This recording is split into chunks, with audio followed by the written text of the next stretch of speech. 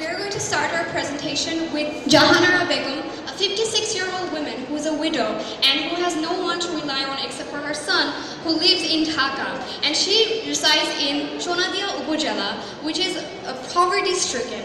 Now, her son rarely comes to her village to take her to a hospital. She is suffering from immense arthritis pain, and there is no other option except for crying silently and bearing that pain and for waiting for her son. So what does she do? Bangladesh, the situation analysis of Bangladesh. Now, Bangladesh is nothing short of a miracle. In the last year, Bangladesh has peaked at a growth rate of 7.3%, and recently it has graduated from a least developed country to a lower middle income country. Now, according to HSBC Global Research, Bangladesh is currently maintaining the 42nd largest economy. Now, and despite such high growth rates, income inequality is on the rise according to the Gini coefficient, and it has also been further reported by the household income and expenditure survey reported by the Bangladesh Bureau of Statistics. Now, it's a truly agrarian society, but the manufacturing industries are on the rise, of which the R&D sector is the dominating one.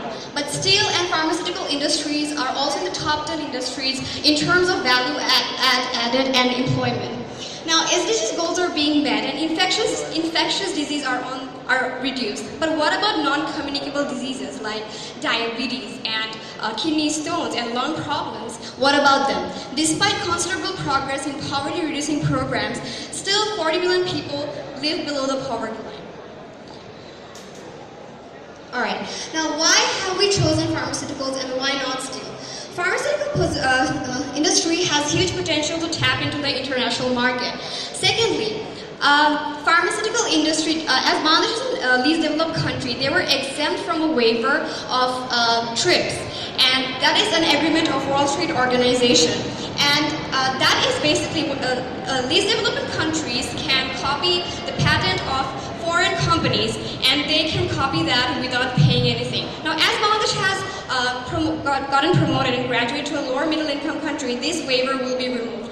And as a result, the prices of these medicines will go up. They will not be able to cut this cost, and these poverty-stricken people will not be able to afford treatment more and more. And why not steel? So as pharmaceutical industry has the potential to tap into the international competitive market, but steel does not, unfortunately. And the infrastructure and technology are not advanced enough to compensate for the environmental damage the steel industry causes. Secondly, steel industry will only mitigate the problems that will surface, but from a pharmaceutical perspective, we will able to deal with the core issues like healthcare. Now for the core problems. What are our core problems? I have already mentioned about non-communicable diseases which are on the rise. And now due to income inequality, poverty-stricken people are not being able to get proper treatment.